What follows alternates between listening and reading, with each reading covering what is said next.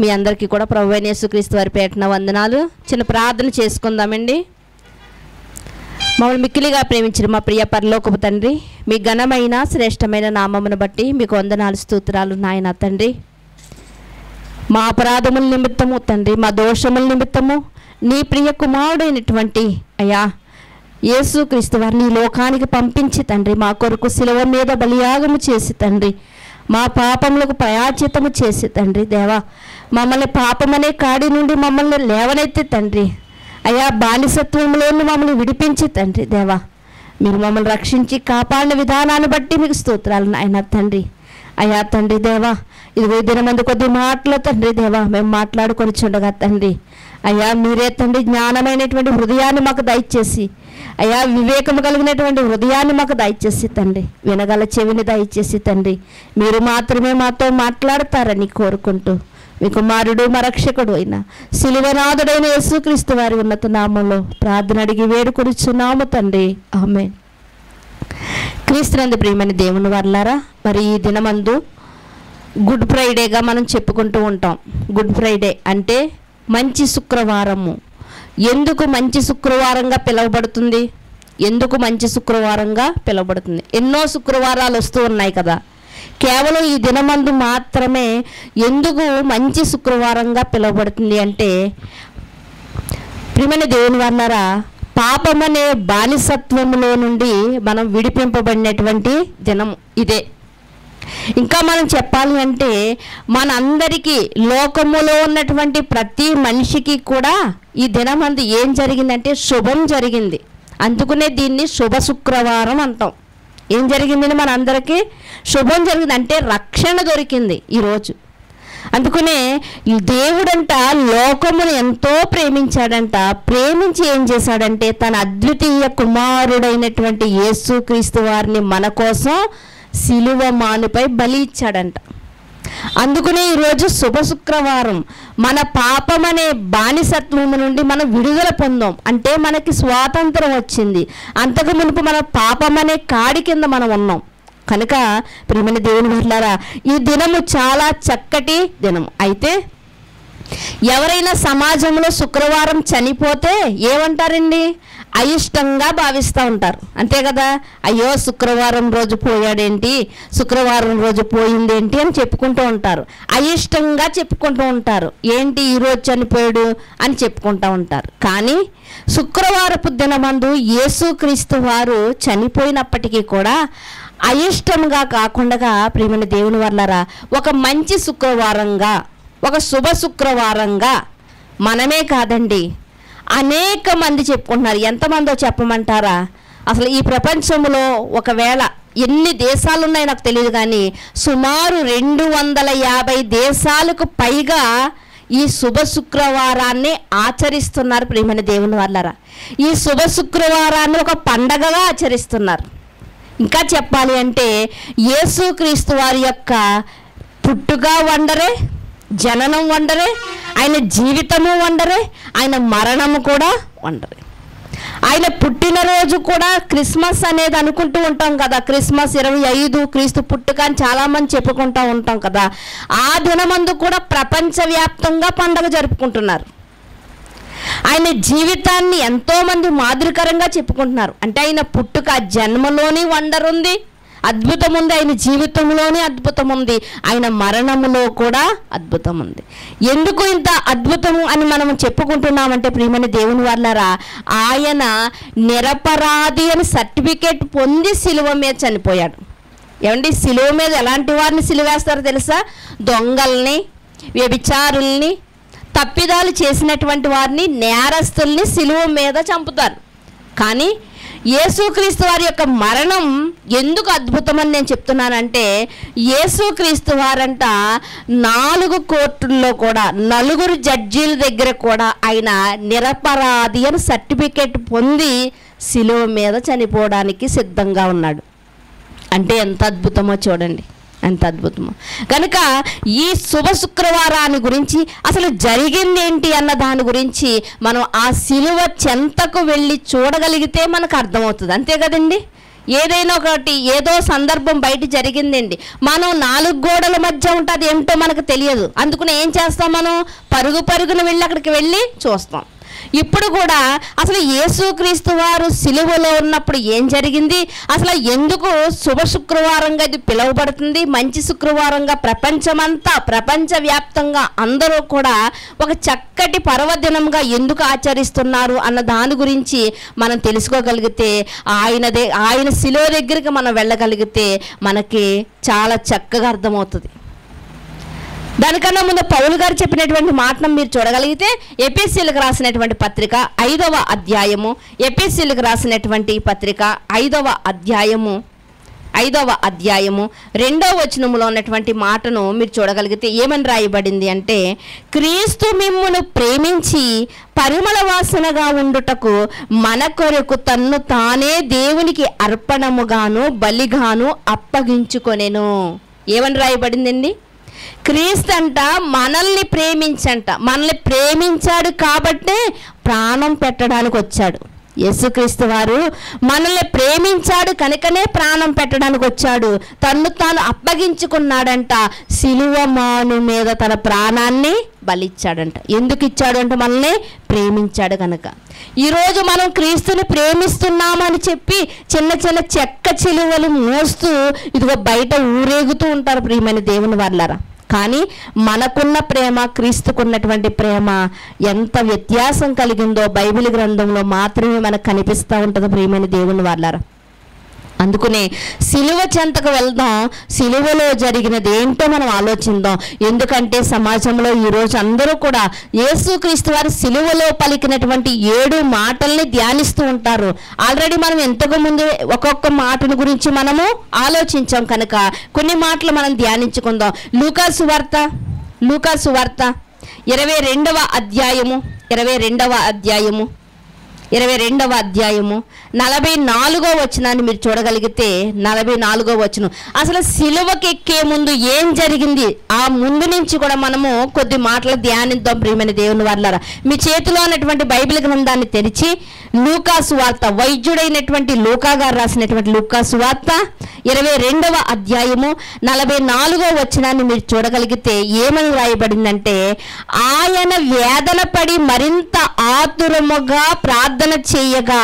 ఇక్కడ మనం చూడగలిగితే యేసుక్రీస్తు వారు ఇంకా సిలువ ఎక్కక ముందు రోజు రాత్రి ఆయనంట ఎక్కడికి వెళ్ళాడంటే గెత్సెమనే తోటలోకి వెళ్ళి ఒలీవల కొండ పైనంట ఆయన మోకాళ్ళేసి ప్రార్థన చేస్తున్నాడు. వెళ్తున్నప్పుడు శిష్యులందరినీ అన్నాడు, మీరు ఇక్కడే ఉండండి, ప్రార్థన చెయ్యండి, మెలకుగా ఉండి అన్నాడు.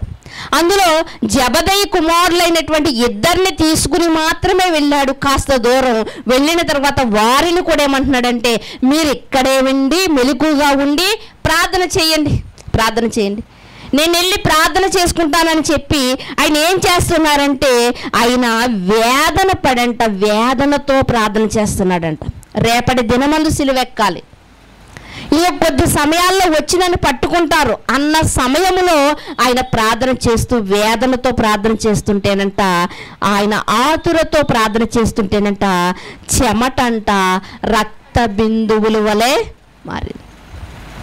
మనకి ఎక్కువ పని చేస్తే ఏమొస్తుందండి? చెమట వస్తుందండి. మనకు పని చేస్తే చెమట వస్తుంది. ఇక్కడ యేసుక్రీస్తు వారు ఆతురత కలిగంట, యేసుక్రీస్తు వారు వేదన పడుతూ అంట ప్రార్థన చేస్తుంటేనంట చెమటకి బదులంట రక్త బిందువులు వస్తూ ఉన్నాయంట ప్రియమైన దేవుని వాళ్ళారా.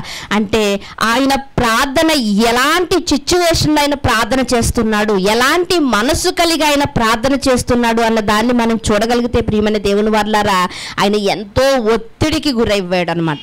అక్కడ రాయబడింది కదండి, ఏమని రాయబడింది? వేదన కలిగిన వాడుగా ఉన్నాడంట, ఆతురత పడుతూ ఉన్నాడంట. అంటే చాలా ఒత్తిడి, చాలా టెన్షన్ పడుతూ ఉన్నాడు ఆయన. అందుకునే ఇక్కడ మనం చూడగలిగితే మనకి బీపీ ఎంత ఉండాలంటే 80 నుంచి 130 వరకు ఉండాలి. 80 నుంచి 130 వరకు ఉండాలి. అలా కాకుండా సుమారు 220కి వెళ్ళిపోయింది అనుకోండి, మనకున్న బీపీ 220కి వెళ్ళిపోయింది అనుకోండి, దాన్ని ఏమంటారంటే హైపర్ టెన్షన్ అంటారు. అంటే బాగా టెన్షన్ ఎక్కువైపోయింది అనమాట. అలాంటి సమయంలోనంట చెమట రక్తముగా మారిపోతుందంట. చెమట రక్త బిందువుల వలె బయటకు వస్తుందంట. అంటే ఇక్కడ యేసుక్రీస్తు వారిని మనం చూడగలిగితే ఎంత క్రిటికల్ పరిస్థితుల్లో ఆయన ఉన్నాడో మనకి తెలియాలి. ఏం జరిగిందంటే అండి, వేదన కలిగంట, ఆవేదనతో అంట ప్రార్థన చేస్తున్నాడంట. ఆయన సిలువకెక్కే ముందు ప్రార్థన చేస్తున్నాడంట. ప్రార్థన చేస్తున్నప్పుడు ఏం జరుగుతుందంటే చెమట రక్త బిందువుల వలె బయటికి వస్తుందంట. ఎప్పుడు చెమట రక్త బిందువుల వలె బయటికి వస్తుంది అంటే ఇదిగో టెన్షన్తో ఉన్నప్పుడు. ఎప్పుడు వస్తుంది? బాగా టెన్షన్ ఎక్కువైనప్పుడు, బాగా ఆవేదన లోపల ఎక్కువైనప్పుడు మనిషికి చెమట రక్త బిందువుల వల్లే బయటికి వస్తూ ఉంటుంది ప్రియమైన దేవుని వారలారా. అలాంటి పరిస్థితుల్లో యేసుక్రీస్తు వారు ప్రార్థన చేస్తున్నారు ప్రియమైన దేవుని వారలారా. అలాంటి ఇలా యేసుక్రీస్తు వారిని గురించి యెషయా గారు రాసినటువంటి మాటను మనం చూడగలిగితే, మీ చేతిలో ఉన్నటువంటి బైబిల్ గ్రంథాన్ని తెరిచి యెషయా గ్రంథము 53వ అధ్యాయము చూడండి. యెషయా గ్రంథము 53వ అధ్యాయము 12వ వచనంలో ఉన్నటువంటి మాటను మీరు చూడగలిగితే ఏమని రాయబడిందంటే, కావున కింద మాటల్లో ఉన్నటువంటి మాటను మీరు చూడగలిగితే, ఏలయనగా మరణము నొందునట్లు అతడు తన ప్రాణమును దారపోసెను, అతిక్రమము చేయు వారిలో ఎంచబడిన వాడాయను, అనేకుల పాపము భరించుచు తిరుగుబాటు చేసిన వారిని గూర్చి విజ్ఞాపనము చేశాను. ఇక్కడ ఏమని రాయబడిందంటే, ఏలయనగా మరణము నందునంతగా ఆయన ప్రాణమునంట దారపోసినంట. ఎప్పుడు దారపోసాడు అంటే ఆయన ప్రాణము సిలువలో దారపోసాడు. 7 మాటలు పలికేసిన తర్వాత ఆయన ప్రాణం పోయింది అనుకుంటాం మనం. కానీ ఇక్కడ యెషయా గారు ఏమని రాస్తున్నారు అంటే, ఆయనంట ఇదిగో మరణము నందునంతగానంట అతడు తన ప్రాణమును దారపోసాడు. మరణమునందునంతగా అంటే ఆ మొదటి మాటను మనం చూడగలిగితే, యేసుక్రీస్తు వారు సిలువకు ఎక్కక ముందే ఆ గెత్సెమనే తోటలో ఆ యొక్క ఒలివల కొండ మీద చేసినటువంటి ప్రార్థనలోనే తను ఎంతగానో విజ్ఞాపన చేస్తున్నాడు. ఎంతగానో ఆయన తన చెమట రక్త బిందువులయ్యేంతగా అతడు టెన్షన్ పడుతూ, అతడు ఆవేదన చెందుతూ ఆయన ప్రార్థన చేస్తున్నాడు ప్రియమైన దేవుని వారలారా. యెషయా గారు చెప్పినటువంటి మాట సిలువలో కాదండి, ప్రార్థనలోనే మనకు కనిపిస్తూ ఉంది ప్రియమైన దేవుని వారలారా. కనుక ఇక్కడ మనం చూడగలిగితే అదే అధ్యాయము 53వ అధ్యాయము 2వ వచనం నుంచి చూడగలిగితే, ఆయన సొగసైనా లేదంట, స్వరూపమైనా లేదంట. ఎండిన నేలలో లేత మొక్క ఎలా ఉంటుందో ఆయన పరిస్థితి కూడా అలా అయిపోయిందంట. ఆయన అంతగా బాధింపబడుతున్నాడు, అంతగా బాధపడుతున్నాడు ప్రియమైన దేవుని వారలారా. అంతగా బాధపడుతున్నాడు ప్రియమైన దేవుని వారలారా. ఒక ఎగ్జామ్కి వెళ్తున్నటువంటి పిల్లలకి ఆ ముందు రోజు లేకపోతే ఆ నైటు ఆ వెళ్తున్నటువంటి ముందు క్షణాల్లో ఎంత టెన్షన్ అయితే ఉంటుందో, ఆ పేపర్ ఇచ్చేంత వరకు ఎంత టెన్షన్ అయితే ఉంటుందో, ఈయన కూడా సిలువ ఎక్కేంత వరకు కూడా అంత టెన్షన్. దేవుడు చెప్తూ ఉంటాడు కదా, వాక్య లేఖనాల్లో చెప్తూ ఉంటాడు కదా, దేవా నీవు నాకు ఇచ్చినటువంటి ఈ శరీరాన్ని, అంటే ఈ శరీరాన్ని కాపాడుకోవడానికి చాలా ప్రయత్నించాడు ఆయన. అయితే విజయాన్ని పొందుకున్నట్లుగా మనకు కనిపిస్తుంది కదా. అంటే ఈ శరీరానికి అపవిత్రత అంటకుండా ఈ శరీరాన్ని ఎక్కడికి చేర్చాలంటే సిలువ మీదకి చేర్చాలి. ఎక్కడికి చేర్చాలండి? సిలువ మీదకి చేర్చాలి. అందుకునే ఆయన సిలువ మీదకి ఎక్కేంత వరకు కూడా ఎంతగా టెన్షన్ పడుతున్నాడంటే, ఎంతగా ఆవేదన చెందుతున్నాడు అంటే, ఆయన చెమట నేల ఎలా రాలుతుందంటే రక్త బిందువుల వలె రాలుతుందండి. 220కి పైబడిపోతేనంట మనిషికి చెమటకు బదువులు ఏమొస్తుందంటే బయటికి రక్తం వస్తుందంట, రక్త బిందువులు వస్తూ ఉంటాయంట ప్రియమైన దేవుని వారలారా. అంటే ఆయన పరిస్థితి ఎలా ఉందో మనకు అర్థమవుతుంది, ఆయన యొక్క పరిస్థితి ఎలా ఉందో మనకి కనిపిస్తూ ఉంది. ఆయన సొగసు లేదంట, స్వరూపము లేదంట. ఆయన ఎలా ఉన్నాడు అంటే నలగగొట్టబడినటువంటి ఒక ముద్దగా మారిపోయినటువంటి వాడిగా మనకి కనిపిస్తూ ఉన్నాడు ప్రియమైన దేవుని వారలారా. చూడండి, మత్తయి సువార్తలో కూడా మనం చూడగలిగితే, మత్తయి సువార్త 26వ అధ్యాయము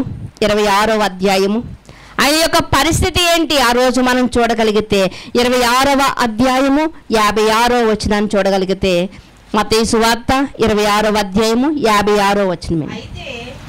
అయితే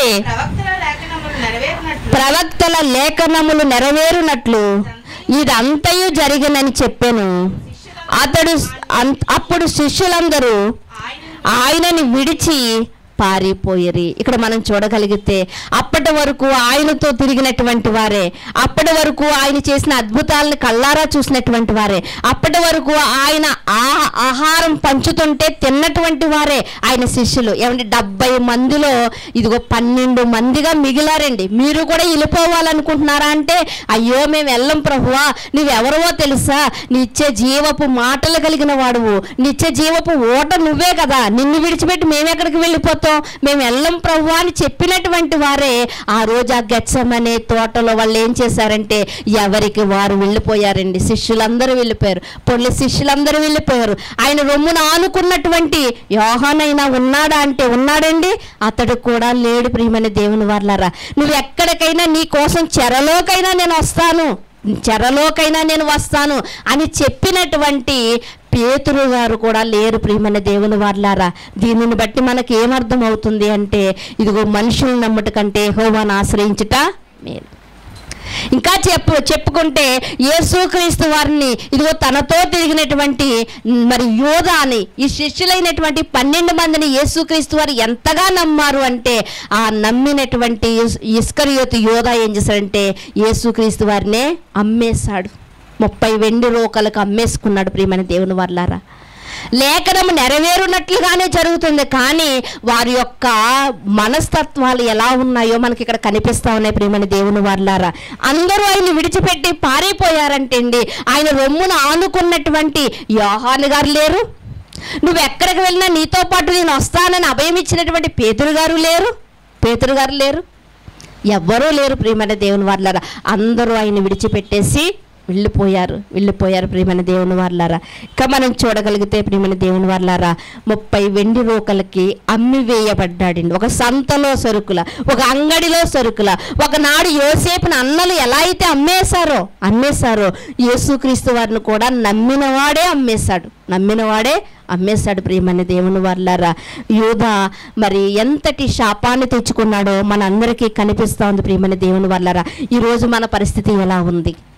క్రీస్తుని ఎలా ఉన్నాం? నమ్మేవారిగా ఉన్నామా, అమ్మేవారిగా మనం ఉన్నామా? మన జీవితాల్ని మనం పరిశీలన చేసుకోవాలి. ప్రియమైన దేవుని వారలారా, ఇదిగో వస్తున్నటువంటి ప్రభుత్వం విషయంలో ఎలా ఉంటుందో మనకు తెలియదు, కానీ ఇదిగో ఒక మరి సహోదరి నిన్నటి దినమందు ఫోన్ చేసింది. ఆ సహోదరు ఆ గ్రామంలో, ఆ కుటుంబంలో ఆ సహోదరు ఒకటే దేవుణ్ణి తెలుసుకున్నదంట. అయితే మరి తను తెలుసుకున్న తర్వాత తన కుటుంబానికి కూడా ఈ మాటలు చెబుతున్నప్పుడంట తన తల్లిదండ్రులు వినేవారంట, తన సోదరులు వినేవారంట.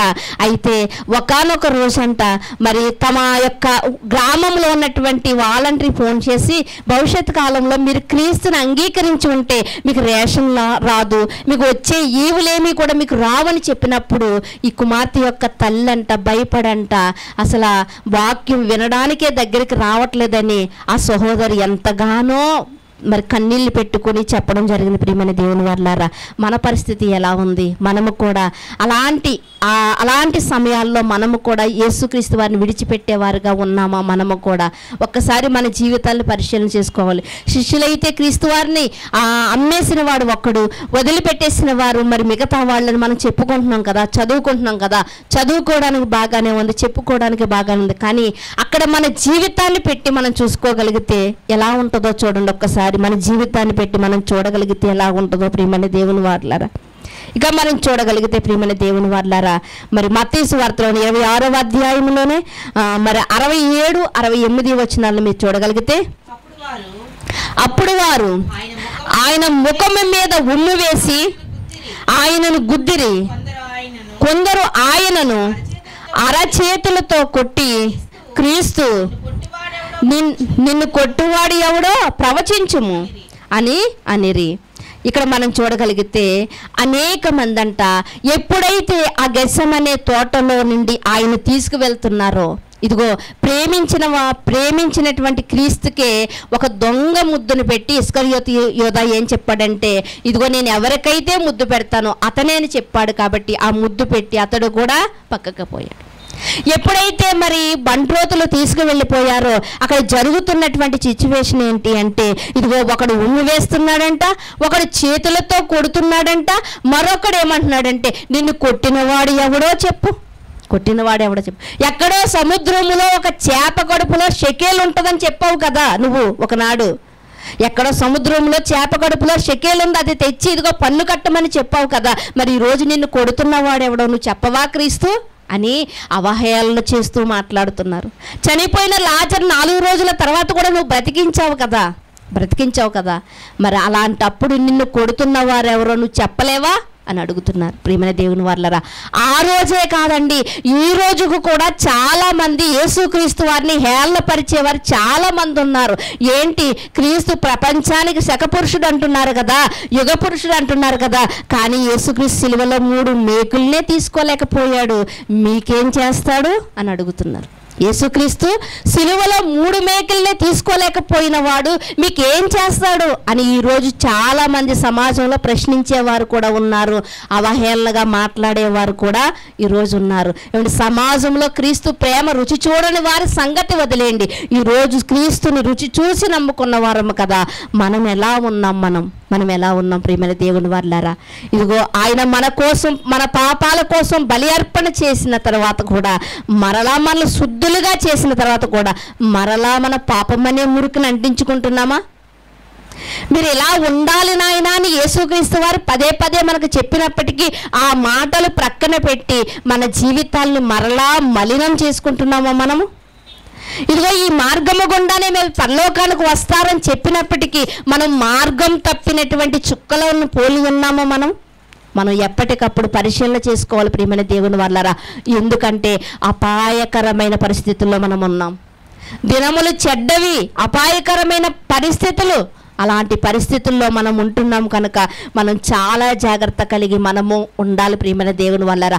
ఆ రోజు క్రీస్తు యొక్క గొప్పతనం ఏమిటో వారికి తెలియలేదు కనుక వారు ఆయనను కొట్టారంట, ఆయనను తిడుతున్నారంట, ఆయన అవమానపరుస్తున్నారంట, ఆయనను అవహేళన చేస్తున్నారంట. ఈరోజు సమాజంలో ఇలాంటి హేళన చేస్తున్న వారు కూడా క్రీస్తు గొప్పతనం తెలియలేదేమో. ఈరోజు నీకు నాకు ఆయన గొప్పతనం తెలుసు, ఆయన ప్రేమ తెలుసు, ఆయన యొక్క త్యాగం తెలిసినప్పటికీ కూడా మనం ఎలా ఉంటున్నాం ప్రియమైన దేవుని వారలారా? మనం ఎలా ఉంటున్నాం? మరొక మాటను కూడా మనం చూడగలిగితే అది మత్తయి సువార్త 27వ అధ్యాయము 39వ వచనాన్ని చూడగలిగితే ఆ మార్గమున వెళ్ళుచుండి వారు తలలూచుచు దేవాలయమును పడగొట్టి 3 దినములలో కట్టువాడా, నిన్ను నీవే రక్షించుకొనుము, నీవు దేవుని కుమారుడివైతే సిలువ మీద నుండి దిగమని చెప్పుచు ఆయనను దూషించిరి. అలాగే శాస్త్రులు, పెద్దలను, ప్రధాన యాజకులను ఆయనను అపహాసించిరి. వీడు ఇతరులను రక్షించెను, తన్ను తాను రక్షించుకొనలేడు. ఇశ్రాయేలు రాజు కదా, ఇప్పుడు సిలువ మీద నుండి దిగిన ఎడల వాని నమ్ముదము, వాడు దేవుడి యందు విశ్వాసముంచెను, నేను దేవుని కుమారుణ్ణని చెప్పిన గనుక ఆయనకిష్టుడైతే ఆయన ఇప్పుడు వానిని తప్పించునని చెప్పిరి. ఆయనతో కూడా సిలువ వేయబడిన బందిపోటు దొంగలను అలాగే ఆయనను నిందించిరి. ఇక్కడ మనం చూడగలిగితే ఇదిగో నిన్ను నీవు రక్షించుకోలేవా, ఇదిగో దేవాలయం మా పితరుడు కట్టినటువంటి ఇంత గొప్ప దేవాలయాన్ని పడగొట్టి 3 దినాల్లో కడతానన్నావు కదా, మరి నిన్ను నీవు రక్షించుకోలేవా అని శాస్త్రులు, పరిసయ్యులు అనేక మంది అంట ఆయన్ని దూషిస్తున్నారంట. దేవునికి నేను ఇష్టడైన వాడిని నువ్వు చెప్పుకున్నావు కదా, ఒకవేళ నువ్వు దేవునికి ఇష్టడు అయితే దేవుడే నిన్ను సిలువ మించి కిందకే దించేస్తాడు. అంటే సిలువ మించి కిందకి దించేయడం ఏమైనా గొప్ప విషయమా? ఏమీ గొప్ప విషయం కాదండి. కానీ సిలువ మీద చావవలసినటువంటి పరిస్థితి యేసుక్రీస్తు వారిది. అది ఎప్పుడో లేఖనాల్లో రాయబడింది. యేసుక్రీస్తు వారు వచ్చి సిలువ మీద చనిపోవాలి. కానీ మరి మనకే తెలియకూడగా ఈరోజు అయ్యో ఎందుకు సిలువ మీద చనిపోయావు, రక్షించుకోలేవేంటి అన్నటువంటి మాటలు మనం చూస్తూ ఉన్నాం కదా.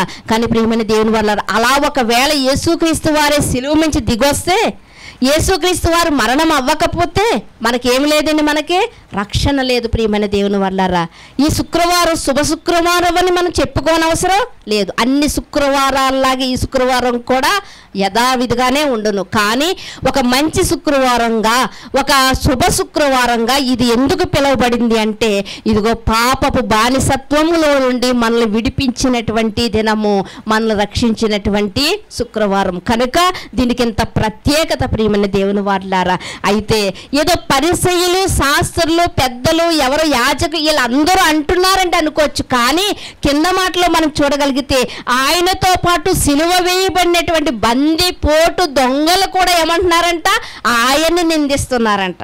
ఎవడి నింద వేయాలంటే ఎవరు వేయాలండి? నింద లేనివాడు నింద వేయాలి, అంతే కదండి. తీర్పు తీర్చాలంటే ఎవరు తీర్చాలి? వాడు అసలు వాడిలో లోపాలు లేనివాడు తీర్పు తీర్చాలి. కానీ ఇక్కడ మనం చూడగలిగితే ఆల్రెడీ నేరం చేసిన వారు, తప్పిదాలు చేసినటువంటి నేరస్తులంట ఆయన్ని నిందిస్తున్నారంట. ప్రియమైన దేవుని వారలారా, ఆయన్ని నిందిస్తున్నారంట. అంటే వాళ్ళకి కూడా యేసుక్రీస్తు వారు చులకనైపోయారు. ఒకనాడు యోబు గారు మంచి స్థితిలో ఉన్నప్పుడంట, యోబు గారి దగ్గరకు వచ్చంట పనివారంట మరి వారి చేతులు మరి ముడుచుకునంట, వారి శిరస్సును కిందకి దించంట చాలా వినయము కలిగి యోబు గారు ముందు నిలబడేవారంట చేతులు కట్టుకుని. అయితే ఎప్పుడైతే యోబు గారి యొక్క సంపద అంతా పోయిందో, ఐశ్వర్యం అంతా పోయిందో, ఆరోగ్యం అంతా పోయిందో, అప్పుడు పనివాడు కూడా వచ్చి బుర్ర పైకెత్తి మాట్లాడుతున్నాడంట. అంటే ఎంత చులకనైపోయాడు యోబు.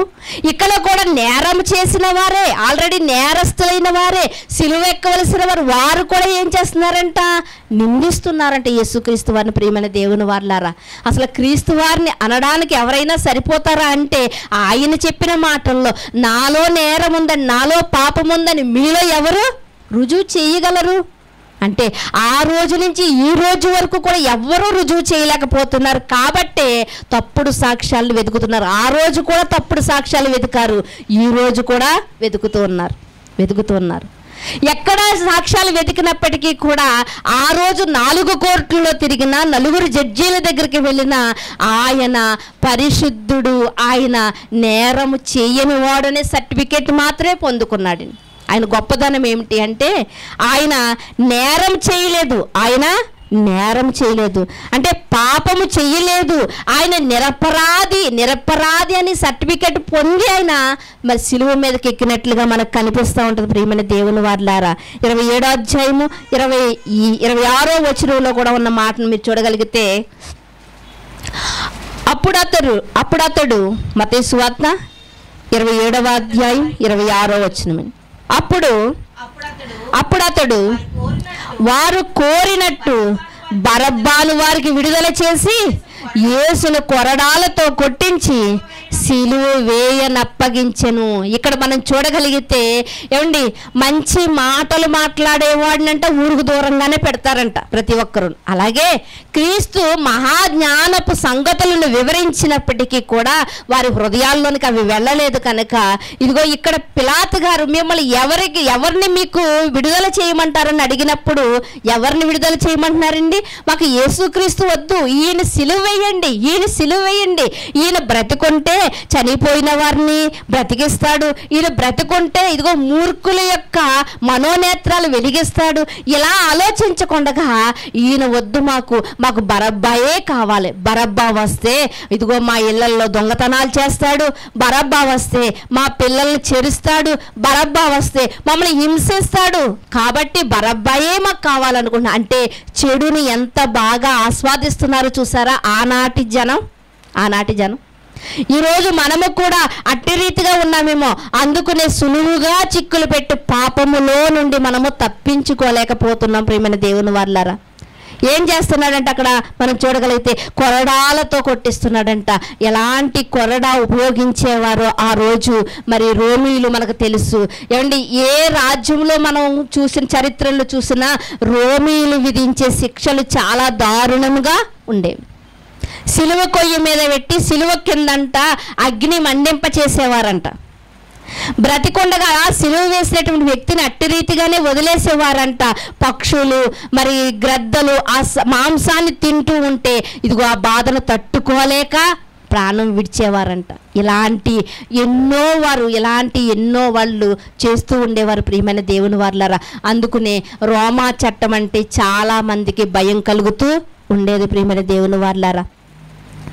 ఆ కొరడాలు వీళ్ళంతా ఆ యొక్క యెరూషలేం పట్టణమంతా కూడానంట, ఆ వీధులంతా కూడానంట ఆయన కొరడాలతో కొట్టుకుంటూ ఈడ్చుకుంటూ వెళ్తుంటే, అవహేళన చేసుకుంటూ వెళ్తుంటే ఆ యెరూషలేం వీధులంతా కూడానంట రక్తపు ధారలు కారుతూనే ఉన్నాయంట. సుమారు 4,000కు పైగా ఆయన ఒంటి మీద నాట్లు కనిపించేవని చెప్తూ ఉంటారు ప్రియమైన దేవుని వారలారా. ఇక్కడ ఈ కొరడా దెబ్బల కంట ఆయన ఒంటిలో ఉన్నటువంటి రక్తమంతా సుమారు 5 లీటర్ల రక్తము అని చెప్తా ఉంటారు. మరి ఎంతవరకు వాస్తవం మనకు తెలియదు, కానీ చరిత్ర పుస్తకాల్లో 5 లీటర్ల రక్తము అని చెప్తూ ఉంటారు. అంత రక్తము ఆ యెరూషలేం వీధులలో ఏడ్చబడుతున్నప్పుడు, ఆ కొరడాలతో కొడుతున్నప్పుడు, ఆ కొరడా వీపు మీదకి వెళ్ళి ఆ వీపు మీద ఉన్నటువంటి మాంసాన్ని లాక్కుని వస్తున్నప్పుడు ఈ రక్తమంతా కూడా మరి ప్రవాహం వల్లే మరి ప్రవహించిన వీధులు గుండా ప్రియమైన దేవుని వారలారా. అంటే యేసుక్రీస్తు వారు ఈ కొరడా దెబ్బలు ఎందుకు తింటూ ఉన్నారు? ఈ కొరడా దెబ్బలు ఎందుకు తిన్నారు? ఈ అవమానాలు ఎందుకు అంటే, ఇదిగో ఆయన సుఖంగా ఉన్నటువంటి తన ప్రాణాన్ని ఇదిగో భూమి మీదకి వచ్చి మన కోసం ఇంత కష్టపెట్టుకుంటున్నాడంటే కారణం ఏమిటి అంటే ఆయన మనల్ని ప్రేమించాడు. ప్రియమైన దేవుని వారలారా, చూడండి మరొక మాటను మీరు చూడగలిగితే అదే 27వ అధ్యాయము 39 నుంచి మీరు చూడగలిగితే 39 నుంచి ఆ మార్గమున వెళ్ళుచుండెడు వారు తలలూచుచు దేవాలయమును పడగొట్టి 3 దినముల్లో ఏమంటే అక్కడ ఉన్నవారే కాదండి, ఆ మార్గము గుండా వెళ్తున్నటువంటి వారు కూడా హేళన చేస్తున్నారు. మార్గము గుండా వెళ్తున్నటువంటి వారు కూడా హేళన చేస్తూ అపహాస్యం చేస్తూ ఆయన అంటున్నారంట, ఇదిగో నువ్వు ఇలాంటి పరిస్థితిలో ఉన్నావేంటి? నువ్వు దేవుడికి ఇష్టడు అని చెప్పావు కదా, ఒకవేళ నువ్వు దేవుడికి ఇష్టడు అయితే దేవుడే నిన్ను విడిపించేయాలి కదా, నీకు ఇన్ని శక్తి సామర్థ్యాలు ఉంటే నీకు నువ్వు రక్షించుకోవాలి కదా అని ఎంతగా అవహేళన చేస్తున్నారు ప్రియమైన దేవుని వారలారా. యోహాను గారు రాసినటువంటి సువార్తలో కూడా ఒక మాటను మనం జ్ఞాపకం చేసుకుందాం. యోహాను సువార్త 19వ అధ్యాయము 23వ వచనంలో ఉన్నటువంటి మాటను మీరు చూడగలిగితే, సైనికులు యేసును సిలువ వేసిన తరువాత ఆయన వస్త్రములు తీసుకుని ఒక్కొక్క సైనికునికి ఒక్కొక్క భాగం వచ్చినట్లు వాటిని 4 భాగములు చేసిరి. ఆయన అంగీని కూడా తీసుకుని ఆ అంగీ కుట్టు లేక పైనుండి యావత్తు నేయబడినది కనుక వారు దాన్ని చింపక అది ఎవరికి వచ్చును దానికోసము చీట్లు వేయదమని చెప్పుకో. ఇక్కడ యేసుక్రీస్తు వారి పరిస్థితి మనం చూడగలిగితే ఆయన శిలువ మీద ఉండగా ఆయన ఒంటి మీద వస్త్రము కూడా తీసివేసుకున్నారంట. ఆయన వస్త్రము తీసివేశారంటండి. ఆ వస్త్రాన్నంట పంచుకుంటున్నారంట, మొక్కలు చేస్తున్నారంట. ఆయనకున్నటువంటి అంగి అది ఎక్కడ కుట్టు ఎప్పడానికి కానీ మరి తీయడానికి కానీ లేదు కనుక ఆ అంగీని మాత్రము వారు ఏం చేశారంటే చీట్లు వేసుకుని తీసుకుంటున్నారంట. అంటే ఆయన అంత గొప్పవాడై ఉండి కూడా వస్త్రము లేనివాడుగా వస్త్రహీనుడుగా కనిపిస్తున్నాడంటే దేనికోసం ప్రియమైన దేవుని వారలారా? మహిమ లోకములో నుండి మహిమ కలిగిన వాడుగా ఉండవలసినటువంటి ఆయన పరిశుద్ధుడు పరిశుద్ధుడు పరిశుద్ధుడు అని పొగడ్తల మధ్య ఉండవలసినటువంటి ఆయన ఈ లోకానికి మన నిమిత్తం వచ్చి ఆయన వస్త్రహీనుడుగా కనిపిస్తున్నాడు అంటే నిజంగా ఎంత వేదన ప్రియమైన దేవుని వారలారా. గత దినాల్లో మనం చాలా వీడియోలు చూసాం. మనం క్రైస్తవ మరి సోదరి మనులను మరి వస్త్రములు లేకుండా వారిని చాలా వాళ్ళని కొట్టి చంపినట్లు మనం ఎన్నో వీడియోలు చూసాం కదా. ఎంత అవమానం అంటే ప్రియమైన దేవుని వారలారా, యేసుక్రీస్తు వారు ఆ యొక్క వస్త్రాల విషయంలో కూడా ఆయన ఎంతగానో ఆయన్ని అవమానపరిచిన ప్రియమైన దేవుని వారలారా. దేనికి అంటే మన నిమిత్తమే కదా ప్రియమైన దేవుని వారలారా. అలాంటి పరిస్థితుల మధ్య ఆయన 7 మాటలు పలికినటువంటి సందర్భం మనకు కనిపిస్తుంది. 7 మాటలు పలికినటువంటి సందర్భం మనకి కనిపిస్తూ ఉంటుంది. ప్రియమైన దేవుని వారలారా, మనందరికీ తెలుసు, మనం అందరం మరి ఎప్పుడు వింటున్నటువంటి మాటలే. మొదటి మాటను మనం చూడగలిగితే ఏమంటున్నాడంటే, తండ్రి వీరేమి చేయుచున్నారో వీరు ఎరుగరు గనుక వీరిని క్షమించు అంటున్నాడు. ప్రియమైన దేవుని వారలారా, రెండో మాట దొంగతో మాట్లాడుతున్నటువంటి మాట, నేడు నాతో నీవు పరదేశంలో ఉంది, అమ్మా నీ కుమారుడు ఇంగో అమ్మ అని చెప్తున్నాడు. ఇలా ఆయన సిలువలో మాట్లాడిన ఆ చివరి మాటలు, చివరి వాంగ్మూలం ఈరోజు ఎంతో విలువగా మనం చెప్పుకుంటూ ఉన్నాం. ప్రియమైన దేవుని వారలారా, చాలా విలువగా మనం చెప్పుకుంటూ ఉన్నాము కదా. చూడండి, ఈ మాటను కూడా మీరు చూడగలిగితే మత్తయి సువార్త 27వ అధ్యాయము, మత్తయి సువార్త 27వ అధ్యాయము 45, 46 వచనాలు మీరు చూడగలిగితే, మత్తయి సువార్త 27వ అధ్యాయము 45, 46 వచనాలండి. మధ్యాహ్నం మొదలుకొని 3 గంటల వరకు ఆ దేశమంతా చీకటి కమ్మెను. ఇంచుమించు 3 గంటలప్పుడు యేసు ఏలి ఏలి లామా సబక్తాని అని బిగ్గరగా కేకలు వేసెను. ఆ మాటకు నా దేవా నన్నెందుకు చేయ విడిచితివని అర్థం. ఇక్కడ మొదటి మాట, తండ్రి వీరేం చేయుచున్నారు వీరు ఎరుగరు కనుక వీరిని క్షమించు, మొదటి మాట. రెండవ మాటను మనం చూడగలిగితే, నేడు నాతో పాటు నువ్వు పరదేశంలో ఉండవని ఎవరితో చెప్పాడు? సిలువ మీద ఉన్నటువంటి దొంగతో చెప్పాడు. మూడో మాట, ఇదిగో అమ్మా నీ కుమారుడు ఇతడు, ఇదిగో యోహాను నీ తల్లి ఈమె, అప్పగింతలు పెట్టాడు. నాలుగో మాట ఇప్పుడు మనం చదువుకున్నటువంటి మాట. ఈ మాటను మనం చూడగలిగితే ఎలాంటి పరిస్థితుల్లో అంటే, ఇదిగో ఇప్పుడు వరకు మనం ధ్యానించాం కదండి, కొరడా దెబ్బల తిన్న తర్వాత, అవమాన పాలైన తర్వాత, ఇవన్నీ జరిగిన తర్వాత ఆయన మాట్లాడుతున్నటువంటి మాట ఏమిటి అంటే, ఇదిగో ఇంచుమించు 3 గంటల కంట దేశమంతా చీకటి కమ్మెను అని చెప్పి ఏమని రాయబడిందంటే, ఏలి ఏలి అని లామా సబక్తాని అని నేను చెప్తున్నప్పుడు అంట ప్రజలందరూ ఏమనుకుంటున్నారంటే, ఏలియా అని పిలుస్తున్నాడు ఆయన, ఏలియా వచ్చి రక్షిస్తాడని ఏలియాని పిలుస్తున్నాడు ఆయన అని చెప్పుకుంటున్నారంట. ప్రియమైన దేవుని వారలారా, ఆల్రెడీ ఏలియా పిలిచిన వెంటనే ఒకసారి వచ్చాడండి ఏలియా. ఎప్పుడు వచ్చాడు ఏలియా గారు యేసుక్రీస్తు వారి దగ్గరికి? ఆయన రూపాంతర కొండ మీద మోషే గారు ఏలియా గారు అక్కడ వచ్చారండి. అంటే ఆయన పిలిస్తే రాకుండా ఉండేవారు ఎవరు లేరు.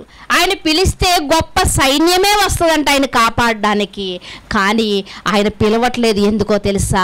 ఆయన సిలువలోంచి రక్షింపబడకూడదు, సిలువలో ఆయన మరణించాలి. ఆయన మరణిస్తేనే మనకు రక్షణ కలుగుతుంది. కాబట్టి ఆయన సిలువలో బాధ పొందుతున్నాడు. అలాంటి బాధ సమయంలో ఆయన ఏమంటే, ఏలి ఏలి లామా సబక్తాని, నా దేవా నన్ను ఎందుకు చేయ విడిచితివి? నేను ప్రేమించిన 12 మంది నన్ను విడిచిపెట్టినా నాకు బాధ లేదు.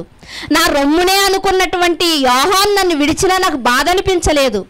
ఎక్కడికైనా చెరలోకైనా నీతో వచ్చేస్తానని నాకు అభయం ఇచ్చిన పేతురు నన్ను విడిచిపెట్టినా నాకు బాధ లేదు. ఇస్కరియోతు యూదాను నేను నమ్మాను, అతడు నన్ను నమ్మేశాడు, అయినా నాకు బాధ లేదు. కానీ దేవా నీ చెయ్యి మాత్రం నన్ను విడిచిపెట్టొద్దు, నువ్వు నన్ను విడిచిపెట్టొద్దని ఎంతగా ఆయన విలపిస్తున్నాడు. అంత బాధలో అంత గట్టిగా పదాన్ని పలుకుతున్నాడు అంటే ఎంత శక్తిని ఆయన కూడ తీసుకున్నాడో ఆలోచించండి ప్రియమైన దేవుని వారలారా. శక్తిహీనుడైపోయినప్పుడు ఆయన శక్తిని కూడ తీసుకుని దేవా దేవా అని పిలుస్తున్నాడు అంటే అలా ఎలాంటి పరిస్థితుల్లో ఆయన ఉన్నాడో ఒకసారి ఆలోచించండి ప్రియమైన దేవుని వారలారా. ఎంత బాధపడుతున్నాడో, ఎంత కృంగిపోయాడో, ఎంత నలిగిపోయాడో ఆలోచించండి ప్రియమైన దేవుని వారలారా. ఎంత నలిగిపోయాడో ఆ మాటల్లో.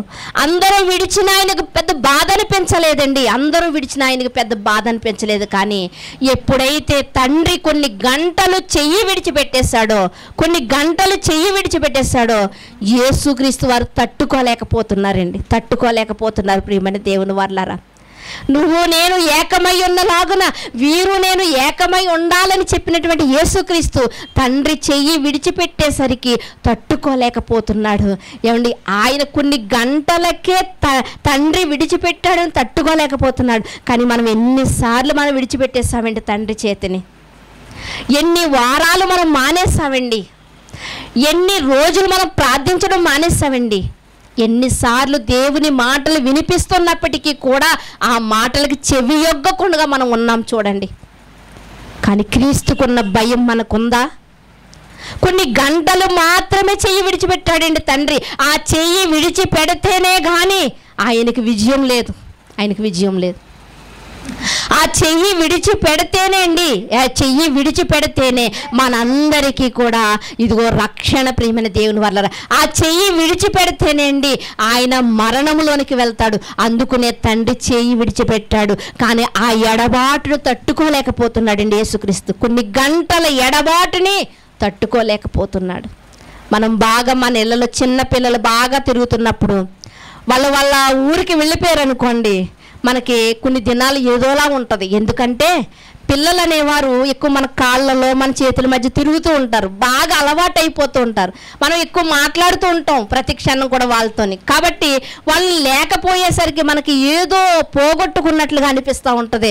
యేసుక్రీస్తు వారు కొన్ని గంటలు తండ్రి ఎడబాసేసరికి ఆయన తట్టుకోలేకపోతున్నాడు. అలా తట్టుకోలేక తన శక్తిని అంతా కూడా తీసుకుని దేవా దేవా నన్ను ఎందుకు చేయ విడిచితివి అని ఆయన ఎంతగా విలపిస్తున్నాడు. ఆలోచించండి.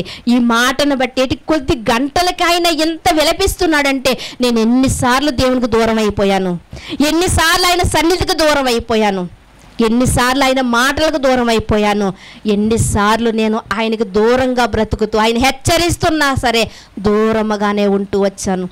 మనం బుద్ధి తెచ్చుకోవాలి ప్రియమైన దేవుని వల్లరా.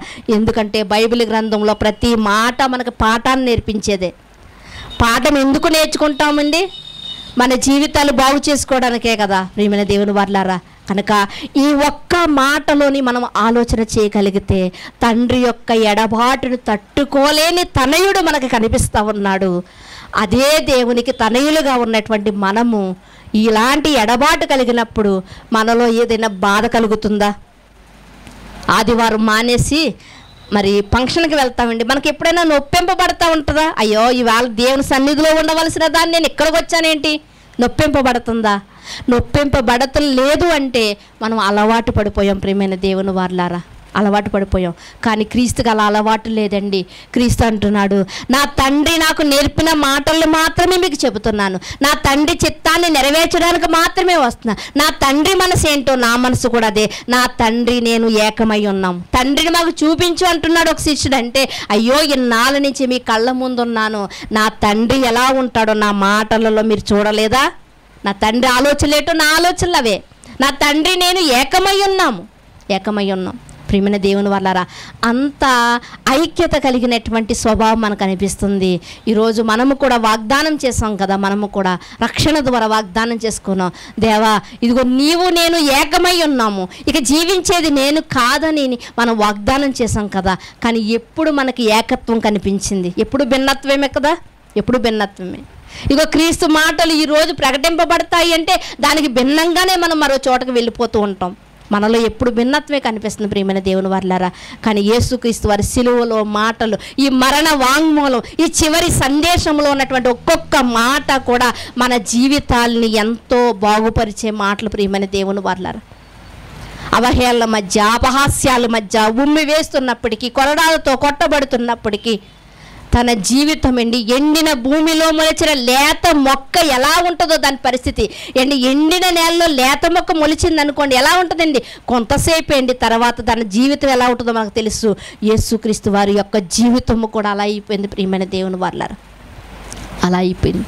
మన పాప భారం అంతా మోసుకొని వెళ్ళడానికి వచ్చి ఎన్నో బాధలు అనుభవించాడు, ఎన్నో దెబ్బలు అనుభవించాడు, ఎన్నో అవమానాలు అనుభవించాడు ప్రియమైన దేవుని వారలారా. ఇవన్నీ మనం ఎల్లప్పుడూ గుర్తు చేసుకోవాలండి. మనం ఎప్పుడూ గుర్తు చేసుకుండాలి యేసుక్రీస్తు వారిని. ఎందుకు అంటే ప్రియమైన దేవుని వారలారా, ఆయన ఏదో నేరం చేసి శిలువ మీదకి ఎక్కలేదు. ఆయన ఏ పాపము లేనివాడు, ఏ దోషము లేనివాడండి. ఏ తప్పిదమూ లేనివాడు ప్రియమైన దేవుని వాళ్ళారా. ఏ విషయంలో ఒక లోపాన్ని చూపిద్దామని ఎంత వెతికినా సరే ఎవ్వరికి దొరకలేదండి ప్రియమైన దేవుని. ఎందుకంటే ఆయనలో లోపము లేదు కనుక ప్రియమైన దేవుని వాళ్ళారా. అలాంటి క్రీస్తుని మనం ఎడబాస్తున్నామేమో ఆలోచించండి. కొన్ని గంటలు తండ్రి ఎడబాటుని తట్టుకోలేక శక్తినంతా కూడా తీసుకుని దేవా నన్ను ఎందుకు చెయ్యి విడిచావని మాట్లాడుతున్నాడు కదా. మరి మనం ఎన్ని రోజులు, ఎన్ని సంవత్సరాలు, ఎన్ని గంటలు దేవుణ్ణి విడిచిపెట్టేస్తాము. మనకు అలాంటి వేదన ఉందా? అయ్యో నేను తండ్రిని విడిచిపెడుతున్నానే, నేను దేవునికి దూరం అయిపోతున్నాను అన్నటువంటి వేదన మనలో ఉందా? ప్రియమైన దేవుని వాళ్ళారా, ఒక్కసారి మీ యొక్క జీవితాలను మీరు పరీక్షించుకోండి. ప్రియమైన దేవుని వాళ్ళారా, మీ జీవితాలను మీరు పరీక్షించుకోండి. నా తండ్రి ఇంత జనసమూహము మధ్యలో ఇంతమంది హేళన చేస్తూ ఏది దొరుకుతుందో ఆయన్ని మాట్లాడదామని చూస్తున్నారు. కానీ ఈ జరుగుతున్నటువంటి సందర్భం అంతా కూడా ఒక ఆయన గమనిస్తూ ఉన్నాడండి.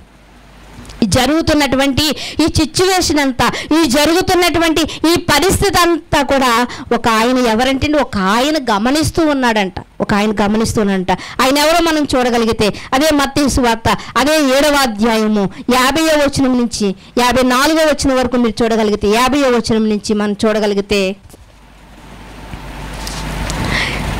మత్తయి సువార్త 27వ అధ్యాయము 50వ వచనం నుంచి 54వ వచనం వరకు. యేసు మరలా బిగ్గరగా కేకవేసి ప్రాణము విడిచెను. అప్పుడు దేవాలయపు తెర పైనుండి కింది వరకు రెండుగా చినిగెను, భూమి వణికెను, బండలు బ్రద్దలాయను, సమాధులు తెరవబడెను, నిద్రించిన అనేక మంది లేచెను. వారు సమాధుల్లో నుండి బయటకు వచ్చి ఆయన లేచిన తరువాత పరిశుద్ధ పట్టణంలో ప్రవేశించి అనేకులకు అగపడిరి. శతాధిపతియు అతనితో కూడా యేసునకు కావలి ఉన్నవారును భూకంపమును జరిగిన కార్యములన్నిటినీ చూచి మిక్కిలి భయపడి నిజముగా ఈయన దేవుని కుమారుడని చెప్పుకొని. ఇక్కడ మనం చూడగలిగితే ఈ సిచ్యువేషన్ అంతా, ఈ పరిస్థితి అంతా గమనిస్తున్నటువంటి ఒక వ్యక్తి ఎవరు అంటే ఆయనే శతాధిపతి. ఇంకా మనం చెప్పుకోవాలంటే ఒక పోలీస్ ఆఫీసర్. ఎవరున్నారండి అక్కడ? ఒక పోలీస్ ఆఫీసర్. ఏమంటే ఒక 10 మందిలో ఒక పోలీస్ ఆయన ఉన్నాడు అనుకోండి. ఈ 10 మంది చూసే చూపులు వేరు, పోలీస్ ఆయన చూసే చూపులు వేరు. మనం మామూలుగా చూస్తూ ఉంటాం, నేరం జరిగిన చోటుకి వెళ్ళి మనం మామూలుగా చూస్తాం. కానీ పోలీస్ ఆఫీసర్ అలా చూస్తాడా? ఎక్కడ తల వెంట్రుక దొరుకుతుందా, ఎక్కడ చిన్న చేతిగుడ్డ దొరుకుతుందా, ఇలా ప్రతిదాన్ని పరిశీలిస్తూ ఉంటాడండి ఆయన. పరిశీలిస్తూ ఉంటారు. అందుకనే పోలీస్ వ్యవస్థని ఈరోజు చాలామంది మెచ్చుకుంటున్నారు. ఇలాగా దోపిడీ జరిగింది అనగానే కొద్ది నిమిషాల్లో, కొద్ది గంటల్లోనే ఎక్కడైతే జరిగిందో అక్కడికి వారు ఏదైతే పోగొట్టుకున్నారో తెచ్చి వారికి ఇస్తూ ఉంటారు. అంటే అంత జ్ఞానం కలిగే వారు ప్రవర్తిస్తూ ఉంటారు. ఇక్కడ ఎంత జనం ఉన్నారు. యేసుక్రీస్తు వారు నిందలు వేసేవారే, అవహేళన చేసేవారే, కొట్టినవారే, ఉమ్ము వేసిన వారే, కానీ ఎన్నో మాటల చేత ఆయన్ని ఇబ్బంది పెట్టిన వారే. కానీ ఇక్కడ మనం చూడగలిగితే శతాధిపతిని మనం చూడగలిగితే ఈ జరిగినవన్నీ చూసంట ఏం చూశాడు అంటే భూమి ఏం చేసిందంటే అండి, నెరలు విడిచిందంట. భూమి నెరలు విడిచిందంట. ఇంకా జరుగుతున్నటువంటి సందర్భం ఎంత శక్తిహీనుడైనప్పటికీ కూడా శక్తిని కూడా తీసుకుని నా దేవ అరామిక్ భాషలో మాట్లాడినటువంటి ఆ మాటలను తెలుసుకున్నాడు ప్రియమైన దేవుని వాళ్ళారా. అలా తెలుసుకుని ఆయన ఏమంటున్నాడు అంటే 54వ వచనంలో ఏమంటున్నాడు అంటే ఈ కార్యములన్నిటినీ చూచి మిక్కిలి భయపడి నిజముగా ఈయన దేవుని కుమారుడని ఏమని డిసైడ్ చేశాడండి. ఈయన సామాన్యుడు కాదు, ఈయన మామూలు వ్యక్తి కాదు, ఈయన మనిషి కుమారుడని చెప్పుకున్నాడు. కానీ ఈయన నిజముగా దేవుని కుమారుడే, నిజముగా దేవుని కుమారుడే ఈయనని ఒక మంచి సర్టిఫికెట్ ఇచ్చాడు ప్రియమైన దేవుని వాళ్ళారా. ఒక మంచి సర్టిఫికేట్. అందుకనే ఈరోజు మనం వాక్యం వినేటప్పుడైనా, ఈరోజు మనం మాట్లాడేటప్పుడన్నా ఒక్కొక్కరి మాటలు ఎలా ఉంటాయంటే శ్రేష్టమైనవిగా ఉంటాయి, అంటే విలువ కలిగినగా ఉంటాయి. ఇక్కడ ఎంతమంది కనిపిస్తున్నారు కానీ శతాధిపతి మాత్రం ఒక మంచి సర్టిఫికేట్ ఇస్తున్నాడు. ఈయన నిజముగా దేవుని యొక్క కుమారుడు, నిజముగా దేవుని యొక్క కుమారుడని అక్కడ మరి చెప్పడం జరిగింది. ప్రియమైన దేవుని వారలారా, ఇలా అతను అర్థం చేసుకున్నాడు. మనము ఇన్ని వాక్యాలు వింటున్నాం కదా, ఇన్నిసార్లు మనము దేవుని యొక్క గ్రంథాన్ని ధ్యానించుకుంటున్నాం కదా, యేసుక్రీస్తు వారి యొక్క జీవితాన్ని ధ్యానించుకుంటున్నాం కదా, సిలువలో పలికినటువంటి అనేక మార్లు మాటలు కూడా మనం ధ్యానించుకున్నాం కదా ప్రియమైన దేవుని వారలారా. కానీ ఎంతవరకు మనం అర్థం చేసుకున్నాం? అందుకనే గత దినాల్లో దేవుడు నీకు అర్థమయ్యాడా వ్యర్థమయ్యాడా అన్నటువంటి సందర్భాన్ని కూడా మనం మాట్లాడుకున్నాం. ఇన్నిసార్లు మనం వాక్యం ఆలకించినప్పటికీ కూడా మనం అర్థం చేసుకునేవారుగా ఉన్నామా? క్రీస్తు నిజమైనటువంటి వాడు, గొప్పవాడు, ఆయన దేవుని కుమారుడు అని నమ్మగలుగుతున్నాం ప్రియమైన దేవుని వారలారా. ఎందుకు చెప్తున్నానంటే ఈరోజు సమాజంలో యేసుక్రీస్తు వారు ఒక మహాత్ముడు మాత్రమే, యేసుక్రీస్తు వారు ఒక మార్గదర్శి మాత్రమే, ఆయన దేవుడు కాదు అని చెబుతున్నటువంటి ఎంతోమంది ఈరోజు బయట ప్రకటిస్తూ కనిపిస్తూ ఉన్నారు ప్రియమైన దేవుని వారలారా. కానీ కొద్ది గంటలు ఆయన దగ్గరుండి చూసినటువంటి ఈ శతాధిపతిని మనం చూడగలిగితే ఆయన ఎలా ఉన్నాడంటే ప్రియమైన దేవుని వారలారా, మంచి సర్టిఫికేట్, తన మనసు నిండా మరి మనసు నిండిన దానినే ఏమి మాట్లాడితే నోరు మాట్లాడద్దు కాబట్టి ఆయన సర్టిఫికేట్ ఇచ్చాడంటే తన హృదయం అంతా కూడా మరి యేసుక్రీస్తు వారు నిజమైనటువంటి దైవ కుమారుడని ఆయన ఒప్పుకున్నాడు ప్రియమైన దేవుని వారలారా. ఇక్కడ మనం చూడగలిగితే ప్రియమైన దేవుని వారలారా, ఆ ఉదయం అయినప్పుడు కూడా ఒక సందర్భం మనకు కనిపిస్తుంది. స్త్రీలందరూ వెళ్ళారంట. ఎప్పుడండి? ఆదివారం ఉదయమే స్త్రీలందరూ వెళ్ళినప్పుడు అక్కడ మరి సమాధి రాయి తెరవబడి ఉందంట. అప్పటికి యేసుక్రీస్తు వారు ఎక్కడికి వెళ్ళారంట? ఆ సమాధిలో నుంచి లేచి వెళ్ళిపోయారంట. అక్కడ స్త్రీలు వెతుకుచున్నప్పుడు దేవదూత ఏమంటదంటే, ఇదిగో మీరు సజీవుడైన క్రీస్తుని ఎక్కడెందుకు వెతుకుచున్నారు మీరు? ఆయన ఆల్రెడీ ఎక్కడికి వెళ్ళిపోయాడంటే గలిలయలోనికి వెళ్ళిపోయాడు, అక్కడ వెతకండి కనిపిస్తాడు మీకు అంటుంది ప్రియమైన దేవుని వారలారా. ఈరోజు మనం సజీవుడైనటువంటి క్రీస్తుని మనము ఎక్కడ వెతుకుతున్నాం ప్రియమైన దేవుని వారలారా? మనం వెతకవలసిన వాక్యంలో యోహాను సువార్తలో రాయబడింది కదా, వాక్యమే ఆయనంట, వాక్యమే దేవుడంట, ఆ దేవుడే వాక్యమై ఉన్నాడంట, ఆ వాక్యం ఆయనేనంట. 14వ వచనం మొదటి అధ్యాయం 14లో ఉంటుంది, శరీరధారి అయి మన మధ్యకి వచ్చును. అంటే యేసుక్రీస్తు వారు ఎక్కడ ఉన్నారు అంటే వాక్యములో ఉన్నారు. కాబట్టి ఆ వాక్యములో మనం వెతకగలుగుతున్నామా? అందుకనే లేఖనముల యందు నిత్య జీవము కలదని వాటిని మీరు ఏం చెయ్యాలంట? పరిశీలించి చదవాలంట. పరిశీలించి చదవాలి. లేఖనముల యందు నిత్య జీవం కలదని. ప్రియమైన దేవుని వారలారా, ఆలోచించండి. యేసుక్రీస్తు వారు చెప్పిన 7 మాటలే కాదండి, యేసుక్రీస్తు వారి యొక్క జీవితాన్ని మనం ఆలోచించగలిగితే ప్రియమైన దేవుని వారలారా, తన ఇంటిని వదిలిపెట్టేసి ఒంటరి జీవితం ఎందుకు గడిపాడో తెలుసా? పాపములో మగ్గిపోతున్నటువంటి మనల్ని దేవునితో కనెక్ట్ చేయడానికి ప్రియమైన దేవుని వారలారా, దేవుడున్న లోకానికి మనల్ని పంపించడానికి ఆయన ఒంటరి జీవితాన్ని గడపవలసి వచ్చింది ప్రియమైన దేవుని వారలారా. ఆయన ముళ్ళ కిరీటం ఎందుకు ధరించాడో తెలుసా అండి? మనకి నీతి కిరీటం ధరింప చేయడానికి. ఆయన ముళ్ళ కిరీటం ధరించకపోతే మనకి నీతి కిరీటం అనేదే లేదు ప్రియమైన దేవుని వారలారా. ఆయన సిలువలో 3 మేకులు ఎందుకు కొట్టించుకున్నాడో తెలుసా? 2 చేతులలో 2 మేకులు, ఆయన పాదములు 1 మేకు. ఈ 3 మేకుల గురించి అనేక మంది అవహేళన చేస్తారని కాదు, కానీ ఆ 3 మేకులు ఎందుకంటే మనం చేతులతో చేసినటువంటి పాపానికి పరిగెత్తినటువంటి మన పాదముల నిమిత్తము ఆయన ఆ మేకులు కొట్టించుకోవలసి వచ్చింది ప్రియమైన దేవుని వారలారా. మనం దేహంతో జరిగించిన దాని నిమిత్తమే ఆయన దేహము కొరడాలతో కొట్టబడింది ప్రియమైన దేవుని వారలారా. ఆయన ఎందుకు దాహం అన్నాడో తెలుసండి? ఎలాగ దాహం ఆయన తాగినా తాగకపోయినా చనిపోతాడు ఆయనకు తెలుసు, అయినా దాహమని ఎందుకు అన్నాడు? ఆ చేదు చిరకను ఎందుకు తాగాడు అంటే ప్రియమైన దేవుని వారలారా, మనకి జీవజలాలను అందించడానికి ప్రియమైన దేవుని వారలారా. ఆయన ఆ చేదు చిరకను తాగకపోతే ఈరోజు మనకి జీవజలం అనేదే లేదు ప్రియమైన దేవుని వారలారా. అది పొందుకోవడానికే ఆయన మన కోసం చేదు చిరకను ఆయన ఇచ్చాడు ప్రియమైన దేవుని వారలారా. ఆయన ఎందుకు వస్త్రహీనుడయ్యాడు అంటే ఈరోజు మనందరికీ రక్షణ వస్త్రం పంచడానికే. ఈరోజు మనం రక్షింపబడ్డామంటే ఒక రక్షణ వస్త్రం మనకి ఇచ్చాడు, ఒక మహిమ వస్త్రాన్ని మనకి ఇచ్చాడు ప్రియమైన దేవుని వారలారా. అంటే ఆయన కష్టము వెనుక, ఆయన బాధ వెనుక మనకి ఏం జరుగుతుందంటే మేలు జరుగుతుంది ప్రియమైన దేవుని వారలారా. ఆయన యొక్క సిద్ధాంతం ఏంటి అంటే, ఇదిగో నేను శ్రమ పడినా పర్వాలేదు, కానీ ఇదిగో నన్ను నమ్మిన బిడ్డలు మాత్రం ఎలా ఉండాలి? పాపము లేని వారిగా ఉండాలి, నీతిమంతులుగా ఉండాలి, దేవునికి పిల్లలుగా ఉండాలి అనుకున్నాడు. అందుకునే ఆయనకు అన్యాయం కలిగింది.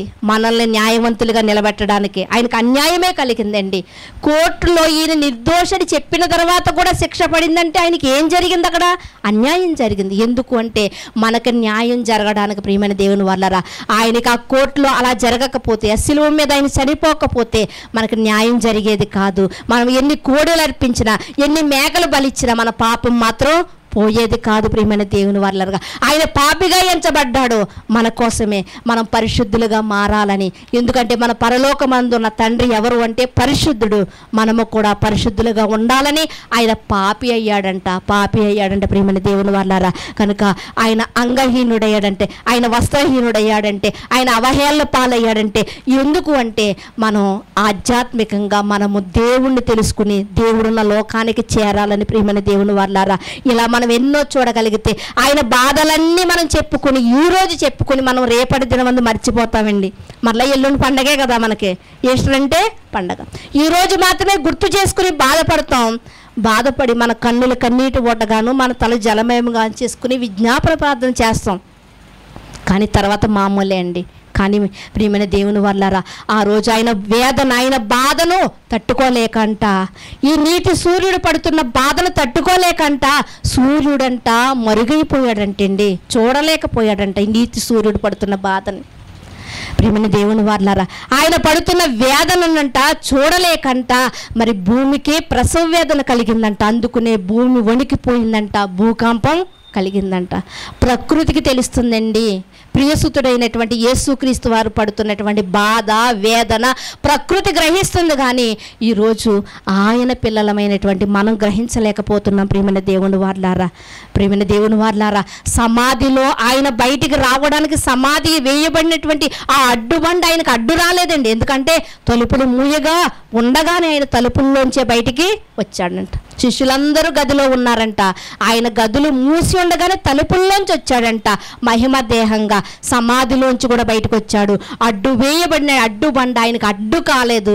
కానీ ఈరోజు అదే క్రీస్తుని నమ్ముకోవాలంటే మనకు ఎన్నో అడ్డుబండలు అడ్డుగా వస్తున్నాయి. మనం తొలగించుకోగలుగుతున్నామా అడ్డుబండల్ని? ఇంకా సమయం ఉందనుకుంటున్నామా? కానీ ప్రియమైన దేవుని వాళ్ళారా ఒకే మంచం మీద 4 పిల్లల్ని పడుకోబెట్టిందంట తల్లి. అక్కడే ఉన్న సెల్ ఫోన్ పేలిండి 4 పిల్లలు చనిపోయారండి. కడుపును పుట్టిన 4 పిల్లలు చనిపోయారు. అనుకుందా తల్లి? పోనీ జరిగిన తర్వాత అయినా అనుకుని ఉండాలి. ఏంటంటే 2 చనిపోయిన 2 మిగులుతారులే అనుకుని ఉండాలి, బ్రతుకుతారులే అనుకుని ఉండాలి. కానీ ప్రియమైన దేవుని వాళ్ళారా మనం అనుకున్నట్టు ఉండదు. రక్షణ లేకుండా మనం పరలోకానికి వెళ్ళలేము. కనుక రక్షణ లేని వారు నా వారు కాదని చెప్తున్నాడు. కనుక ఒకవేళ మనలో ఏదైనా అడ్డుబండలు ఉంటే వాటిని తొలగించుకుందారు. ఏ అడ్డుబండ క్రీస్తుకు అడ్డు కాలేదు. కానీ ఈరోజు అదే క్రీస్తుని నమ్ముకోవడానికి మనకి ఎన్నో అడ్డుబండలు అడ్డుగా వస్తున్నాయి. ప్రియమైన దేవుని వల్లారా వాటన్నిటినీ మనం తొలగించుకోవాలి. వాటన్నిటినీ తొలగించుకుంటేనే మనము ఆయన రక్షణలోనికి రాగలుగుతాం. ఇంతకీ ఎంత ప్రేమించి మనల్ని ఇంతగా మన కొరకు ఇన్ని కష్టాలు అనుభవించాడంటే ఒకే ఒక కారణం ఏంటంటే ఆయన మనల్ని ప్రేమించాడు కనుక. నిజంగా చివరిగా మాటను మనం చదువుకుని ముగించుకుందామండి. ఆ ప్రేమలో ఇన్ని గుణాలు ఉన్నాయా, ఆ ప్రేమలో ఇన్ని సద్గుణాలు ఉన్నాయా అని మనం చూడగలిగితే కొరింథీయులకు రాసినటువంటి మొదటి పత్రిక 13వ అధ్యాయము 4వ వచనం నుంచి మీరు చూడగలిగితే ఆయన సిలువ ఎక్కడానికి కారణమైంది ఏంటి అంటే ఒకే ఒక్కటి ఏంటి అంటే ప్రేమ. ప్రియమైన దేవుని వారలారా ప్రేమ, ఆ ప్రేమలో ఉన్నటువంటి గుణాలను మీరు చూడగలిగితే కొరింథీయులకు రాసినటువంటి మొదటి పత్రిక 13వ అధ్యాయము 4వ వచనం నుంచి మీరు చూడగలిగితే చక్కటి మాటలు వ్రాయబడ్డాయి. ప్రేమ దీర్ఘకాలము సహించును, దయ చూపించును, ప్రేమ మత్సరపడదు, ప్రేమ డంబముగా ప్రవర్తింపదు, అది ఉప్పొంగదు, అమర్యాదగా నడుచుకొనదు, స్వప్రయోజనం విచారించుకొనదు, త్వరగా కోపపడదు, అపకారమును మనసులో ఉంచుకొనదు, దుర్నీతి విషయమై సంతోషపడక సత్యమునందు సంతోషించును, అన్నిటినీ తాలుకొనును, అన్నిటినీ నమ్మును, అన్నిటినీ పరీక్షించును, అన్నిటినీ ఓర్చును, ప్రేమ శాశ్వత కాలం ఉండును అని చెప్తున్నాడు. ప్రియమైన దేవుని వల్లారా ఈ ప్రేమలో ఉంటాయి. ఈ ప్రేమ కలిగి ఉంటే ఇన్ని లక్షణాలు ఉంటాయంట. అందుకని ఇదే ప్రేమ క్రీస్తు కలిగి ఉన్నాడు కాబట్టి లక్షణాలన్నీ క్రీస్తులో మనకు కనిపిస్తున్నాయి. హేళన చేసేవాడు వచ్చినా, పిడిగుద్దులు గుద్దేవాడు వచ్చినా కళ్ళ ఎదుటికి ఈ నేరం చేసిన వాడే పక్క నుండి నిందిస్తున్నాడు. నేరం చేసిన దొంగ ఏమంటున్నాడండి? నిందిస్తున్నాడు.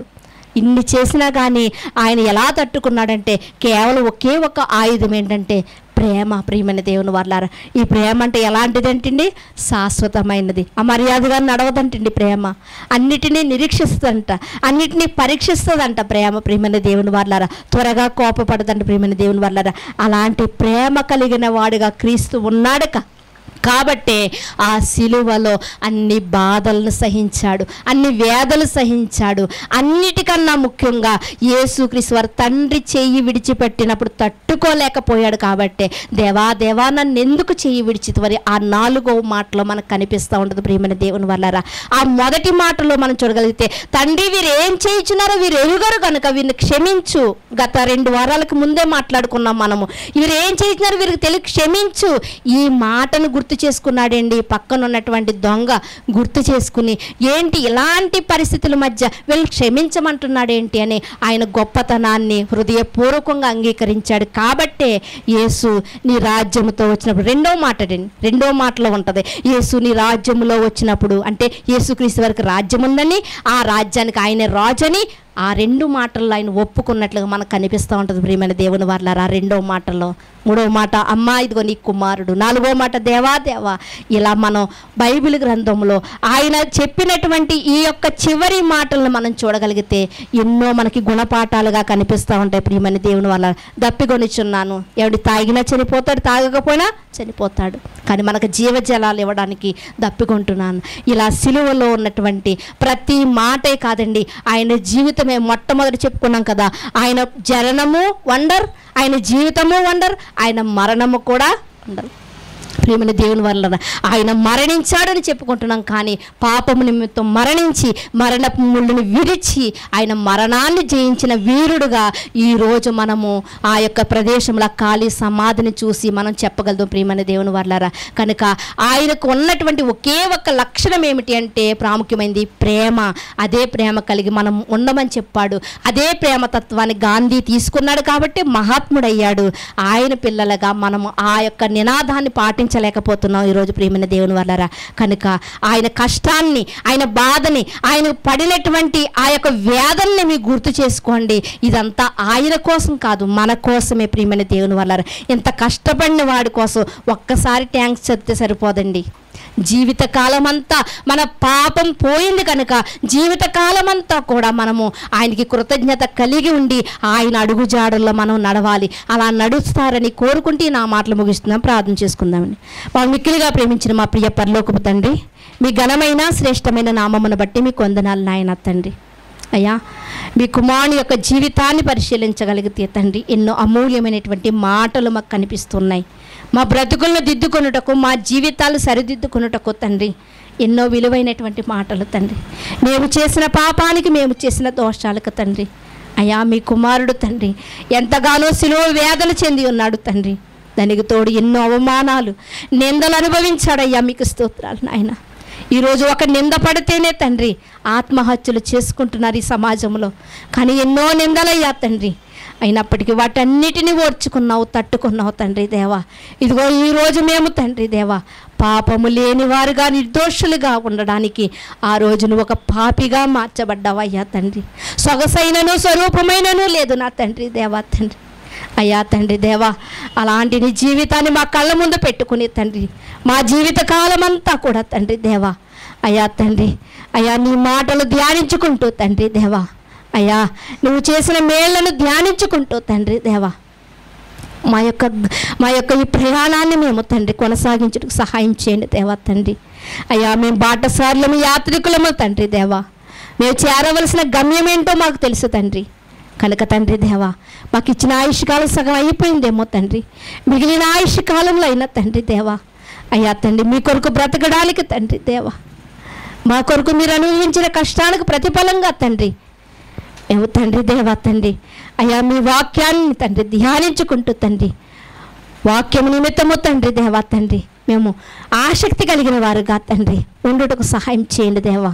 అయ్యా, గ్రంథములో ఉన్నటువంటి వాక్యపు అయ్యా మాటలు మా హృదయాల్లో మేము తండ్రి ముద్రించుకున్నటకు సహాయం చేయండి దేవా. అయ్యా, మీకు స్తోత్రాలు నాయన. మా యొక్క ఆలోచన నిమిత్తము, మా తలంపుల నిమిత్తము తండ్రి నీ తలలో ముళ్ళు గుచ్చబడ్డాయి తండ్రి దేవా.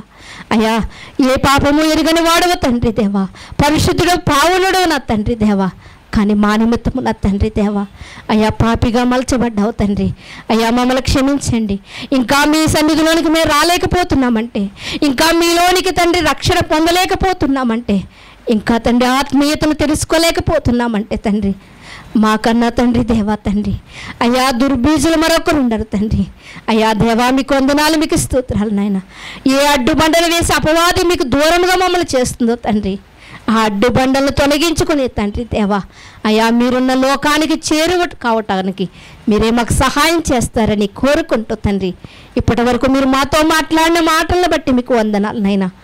మాటలు తండ్రి మాటలుగా కాకుండా తండ్రి, మాటలు మూటలుగా మా హృదయాల్లో దాచుకున్నట్టుకు సహాయం చేయమని మీ కుమారుడు మా రక్షకుడు అయినటువంటి యేసుక్రీస్తు వారి అతి శ్రేష్టమైనటువంటి నామంలో ప్రార్థన అడిగి వేడుకొనుచున్నాము పరమ తండ్రి.